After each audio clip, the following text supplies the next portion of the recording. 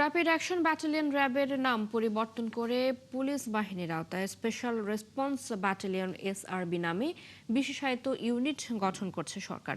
এই লক্ষ্যে special response battalion SRB আইন 2026-এর খসড়ায় নীতিগত ও চূড়ান্ত অনুমোদন দিয়েছে মন্ত্রিসভা। সোমবার সচিবালয়ে মন্ত্রিসভার বৈঠক হয়। প্রধানমন্ত্রী তারেক রহমানের সভাপতিত্বে বৈঠকে খসড়াটির চূড়ান্ত অনুমোদন দেওয়া হয়। এতে র্যাবের নাম বদলে পুলিশ বাহিনীর আওতায় এসআরবি প্রতিষ্ঠার বিধান রাখা হয়েছে। নতুন এই ইউনিটের কার্যক্রম পরিচালনার জন্য আইনগত কাঠামো নির্ধারণ করা হবে। নতুন আইনে নাগরিকদের অভিযোগ এবং এসআরবির সদস্যদের অভ্যন্তরীণ সংক্ষোভ নিষ্পত্তির জন্য একটি বহুপক্ষীয় অভিযোগ প্রতিকার কমিটি গঠনের বিধান রাখা হয়েছে। এছাড়া র্যাবের বর্তমান জনবল, আদেশ, ক্ষমতা, কর্তৃত্ব, সুযোগ সুবিধা, তহবিল, সম্পত্তি, হিসাব, রেকর্ড সহ সংশ্লিষ্ট অন্যান্য সম্পদ এসআরবির কাছে হস্তান্তর করতে হবে। চুক্তির ভিত্তিতে কর্মরত মন্ত্রী পরিষদ সচিব নাসিমুল গনি এবং জনপ্রশাসন মন্ত্রণালয়ের জ্যেষ্ঠ সচিব এহসানুল হকের মেয়াদ আরও 1 বছর বাড়িয়েছে সরকার। মন্ত্রী পরিষদ সচিব ও জনপ্রশাসন মন্ত্রণালয়ের জ্যেষ্ঠ সচিবের চুক্তিভিত্তিক নিয়োগের মেয়াদ সোমবার শেষ হয়। আজ মঙ্গলবার থেকে তাদের মেয়াদ আরও 1 বছর বাড়ছে। এর আগে 2026 সালের 16 ফেব্রুয়ারি মন্ত্রী পরিষদ সচিব পদে চুক্তিভিত্তিক নিয়োগ পান নাসিমুল গনি। তার আগে তিনি স্বরাষ্ট্র মন্ত্রণালয়ের চুক্তিভিত্তিক সিনিয়র সচিব হিসেবে দায়িত্ব পালন করেছেন। এদিকে গত বছরের 12 অক্টোবর জনপ্রশাসন মন্ত্রণালয়ে চুক্তিভিত্তিক নিয়োগ পান সিনিয়র সচিব এহসানুল হক। এর আগে তিনি সড়ক পরিবহন ও মহাসড়ক বিভাগের সচিব ছিলেন।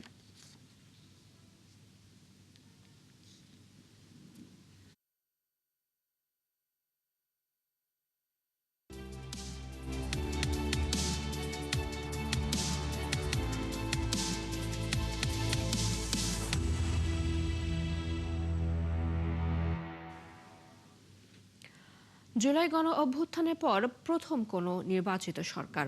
1.5 দশক পর রাষ্ট্র পরিচালনায় আবারও বিএনপি। 6 মাসের নির্বাচনী প্রতিশ্রুতি বাস্তবায়ন কিংবা জন আকাঙ্ক্ষা কতটা পূরণ করতে হলো? সরকার প্রধান তারেক রহমানের আড়ম্বরহীন নীতি প্রশংসিত হয়েছে সব মহলে। চলমান সংকট আর আগামীর চ্যালেঞ্জ মোকাবিলায় কোন পথে তার সরকার, জানাচ্ছেন শফিকুল হক।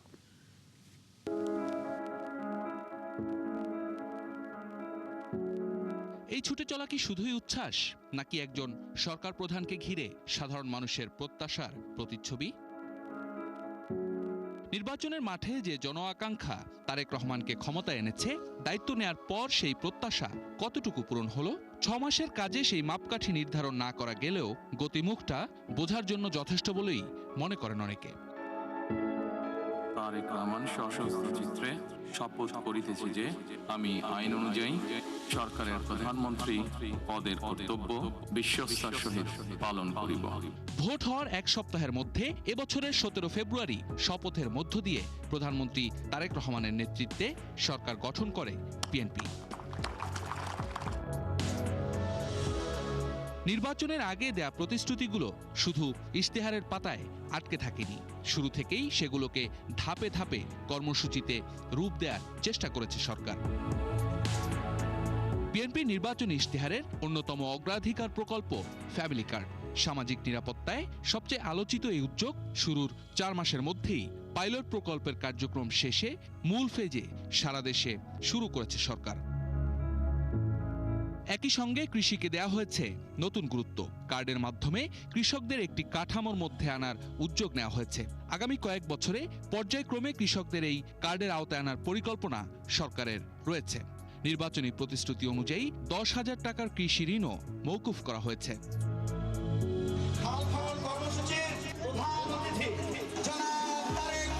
ফিরে এসেছে খাল খননের কর্মসূচি।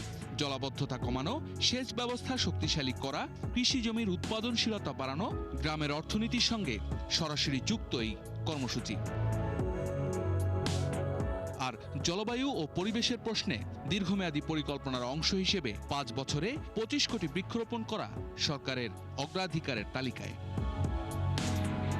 তবে সরকারের প্রথম 6 মাসের গল্প শুধু কর্মসূচির নয়, রাষ্ট্র পরিচালনার ধরনেও কিছু বার্তা দিতে চেয়েছেন প্রধানমন্ত্রী।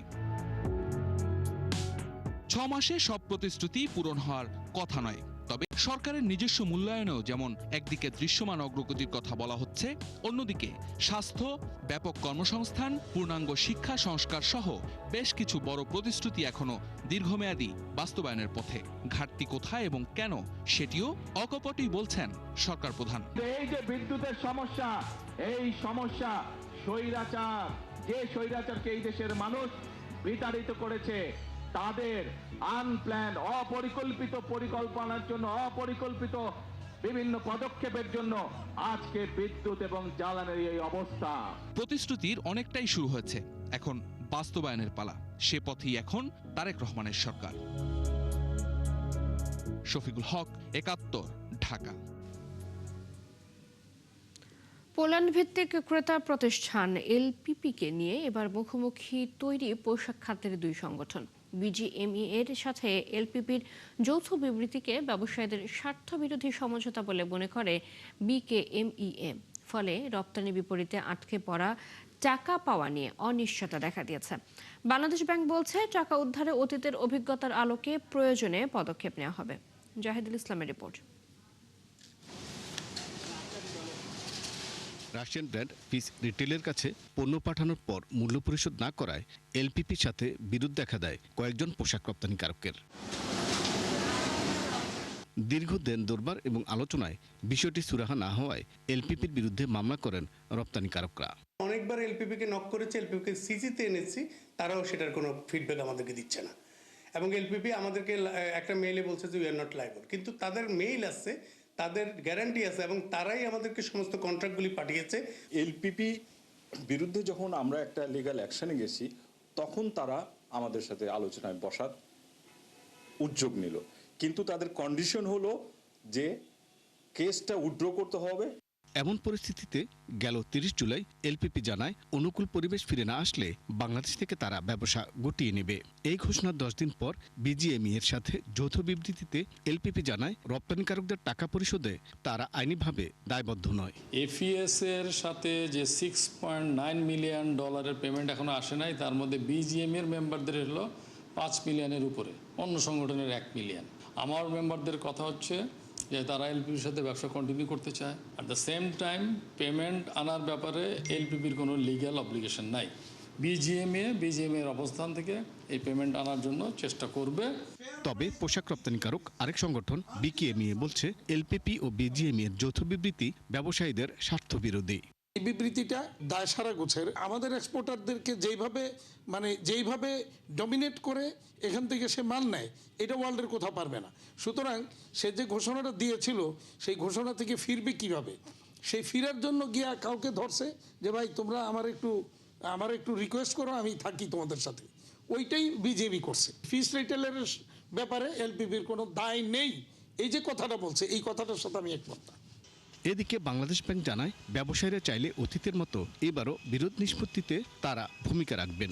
কখনো কখনো স্টেট ইনভলভমেন্টও দেখা যায়, যে আমাদের দেশের বাণিজ্য মন্ত্রী বা অর্থমন্ত্রী ওই সকল দেশের বাণিজ্য মন্ত্রী বা অর্থমন্ত্রীর সাথেও কথা বলে যে আমাদের দীর্ঘ বা বড় অঙ্কের একটি এক্সপোর্ট প্রসিড আটকে গিয়েছে, সেটা যাতে আমরা পাই সেজন্য প্রয়োজনীয় ব্যবস্থা গ্রহণ করুন। পোল্যান্ডের এই প্রতিষ্ঠানটি একটি বড় বায়ার ছিল, তবে যেহেতু আমাদের একটি মোটা অঙ্কের এক্সপোর্ট প্রসিড তার কাছে আটকে আছে, আমরা আশা করব যে এই টাকাটা সহসাই ফেরত আসবে এবং এই জন্য বাংলাদেশ ব্যাংক বা আমাদের যারা ট্রেড বডিগুলো আছে তারা যাদের যা প্রয়োজন সে পরিমাণ ভূমিকা রাখবে। বাংলাদেশের 250-র বেশি পোশাক কারখানা থেকে বছরে প্রায় $70 মিলিয়ন বা 850 কোটি টাকার বেশি মূল্যের পোশাক কেনে এলপিপি। জাহিদুল ইসলাম, একাত্তর, ঢাকা। জ্বালানি নিরাপত্তা নিশ্চিতে বিস্তারিত পরিকল্পনা নিয়ে সরকার কাজ করছে বলে জানিয়েছেন স্বরাষ্ট্রমন্ত্রী সালাউদ্দিন আহমদ।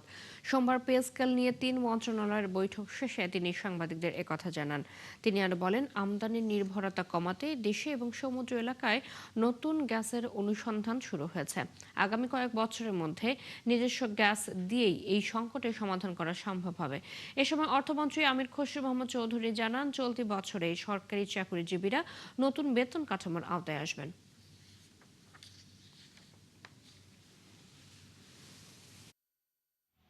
পে কমিশনের অনেকগুলো দিক আছে, তো আমরা সবগুলো বিবেচনা করছি। এবং আজকে আমরা আলোচনা হয়েছে, দীর্ঘ আলোচনা হয়েছে, আরও অধিকতর আলোচনার প্রয়োজনীয়তা আছে বিধায় আজকে পরে আমরা আবার বসবো, পূর্ণাঙ্গ সিদ্ধান্ত যখন আসবে তখন আপনাদের সাথে তুলে ধরবো। এটা এখানে তো আলোচনার বিষয় না, দিনের এটা তো সময় মতো হবে। হ্যাঁ হবে, অবশ্যই হবে, এবছরের মধ্যে হবে, সবই হবে, কিন্তু এখানে তো অধিকতর আলোচনার বিষয় আছে, তাই না?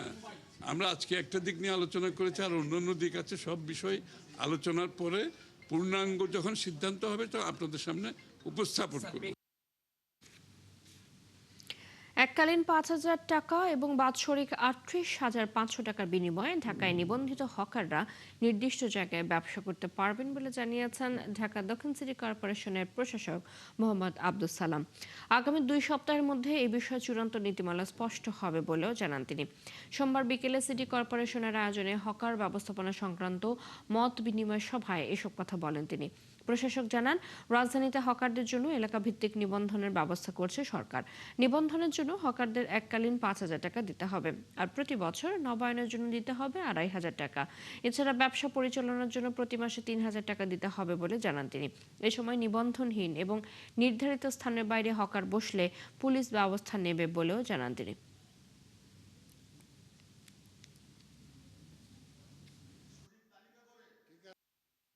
এককালীন হলো 5,000 টাকা, এটা একদম ফাইনাল। আর আপনার প্রতি বছর আপনি নবায়ন করবেন, সেটার জন্য আপনাকে দিতে হবে 2,500 টাকা। ব্যবসা পরিচালনার জন্য প্রতিটি হকার কর্তৃপক্ষ সিটি কর্পোরেশন স্থান ব্যবহার, পরিষ্কার পরিচ্ছন্নতা ও সার্বিক ব্যবস্থাপনার জন্য প্রতি মাসে আপনাকে দিতে হবে 3,000 টাকা।